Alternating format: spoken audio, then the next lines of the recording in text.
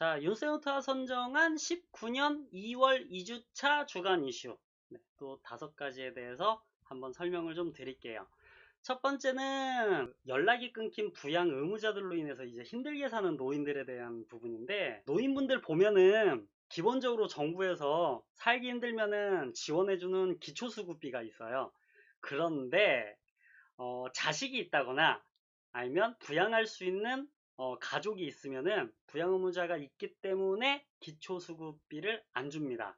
근데 이게 좀 문제가 있어요. 무슨 문제가 있냐면은 어, 기초수급이 예를 들어 안 들어왔어요. 그래가지고 실컷 찾아가서 저희 왜 기초수급이 안 들어왔죠? 했더니 자식이 있는데 자식의 재산이 많이 올랐다거나 아니 뭐 집을 샀다거나 그러면서 자산이 늘어서 끊겼대요. 대부분 그런 경우 보면은 자식들하고 연락이 많이 끊어졌다든지 말도 없이 해외를 나갔다든지 아니면은 혼자 도주하고 뭐그 며느리만 남았다든지 이런 식의 경우로 인해 가지고 어차피 부양도 안 하는데 네, 부양 의무가 있다라고 판단을 해서 네, 지원금도 못 받는다고 하더라고요. 이거를 정부에서 일일이 다 확인을 못 하니까 이걸로 인해서 피해를 입으시는 그런 어르신들이 많대요. 그러니까 어쩔 수 없이 폐지 주우러 다니고 어디 가서 잡초 뽑으면서 일용직으로 돈 받고 먹고 살고 이렇게 되는 건데, 그런 사람들을 비수급 빈곤층이라고 한대요. 그런 분들이 2018년 기준 89만 명이나 된다는데, 이 부양 의무자라는 그 기준을 정부가 문제가 좀 있다라고 해서 작년부터 이거를 단계적으로 폐지하려고 방향을 좀 잡았대요. 네.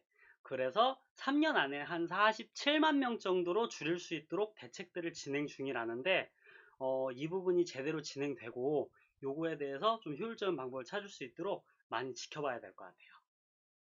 자, 핸드폰이 최근 이제 허용된 일부 군대가 있대요. 생활관에서 핸드폰 사용을 허용해서 SNS, 카톡, 모바일 게임 이런 것들을 한다는데 뭐 그걸로 공부도 한다네요.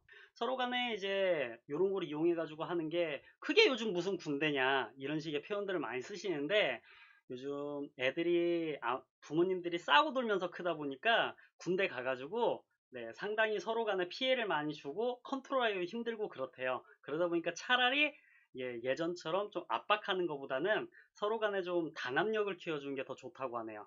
그래서 이런 식으로 진행을 하다 보니까 훈련 시에도 서로 어색함 없이 효율적으로 이렇게 하고, 그러다 보니까 이제 계급 간의 호칭도 좀 없애서 서로 형동생하는 그런 식으로 바뀌어 나간다고 그러네요. 일과 후에 네, 평일 외출도 가능하게 제도도 만들고 서로 이제 네, 등급 없이 PX도 가서 같이 이용하고, 이제 뭐 예전에 너는 뭐 이등병이니까 샤워를 못하게 한다 이런 것들도 없어지게 되는 그런 이제 방향이 있다는데, 많은 분들이 이제 군대 같지 않다라고 자꾸 얘기를 하시는데, 요즘 같은 경우는 고문관이 워낙 많아서 서로 간에 피해도 많고 자해, 사망, 괴롭힘, 서로 짜고 치면서 상관 찌르기 뭐 이런 것들 많이 한다고 하니까 그래도 그런 것들이 자꾸 일어나는 것보다는 조금 더 사람답게 그렇게 바꿔주는 게 맞다라고 봐요. 좀만 지켜보면은 뭐 그게 좋은 결과일지 나쁜 결과일지 확인이 되겠죠. 네. 자, 세 번째. 역전세난 전세세입자 피해라고 하는데 무슨 말이냐? 예를 들어 2년 전에 전세를 들어갔는데 그 집이 2억 5천이었어요. 전세가. 근데 갑자기 2년이 지나니까 1억 8천으로 뚝 떨어진 거예요.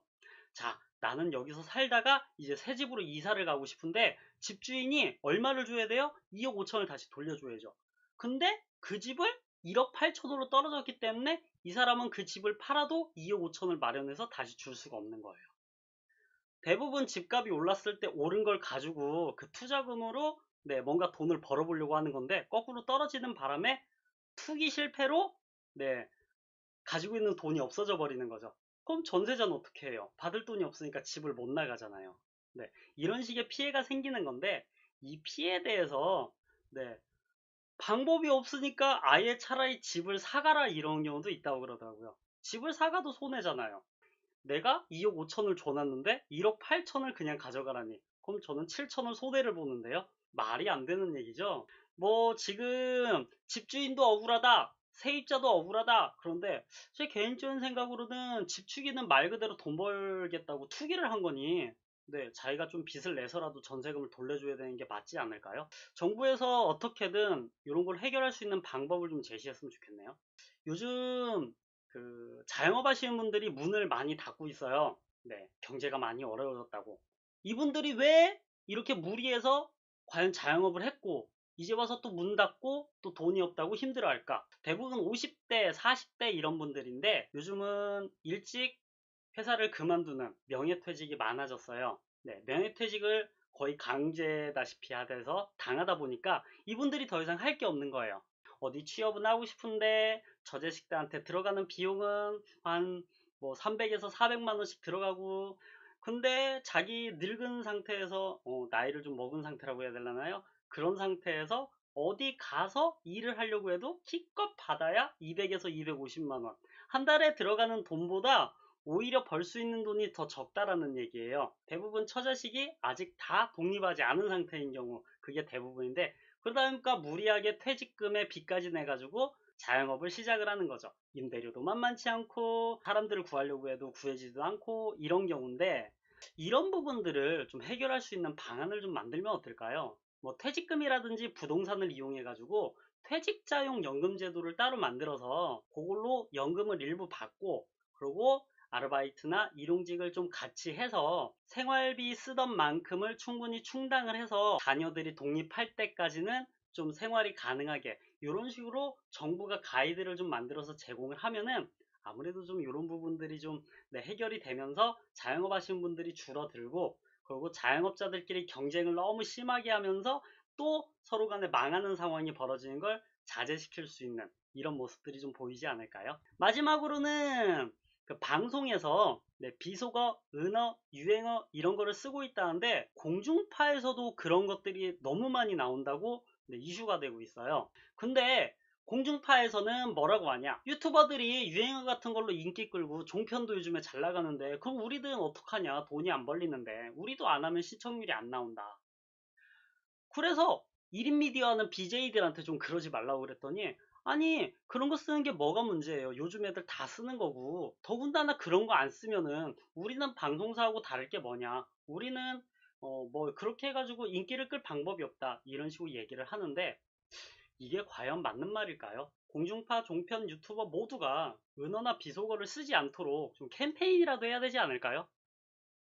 은어 비속어를 써야만 시청률이 나온다면 그건 차라리 폐지하는 게 맞을 것 같아요.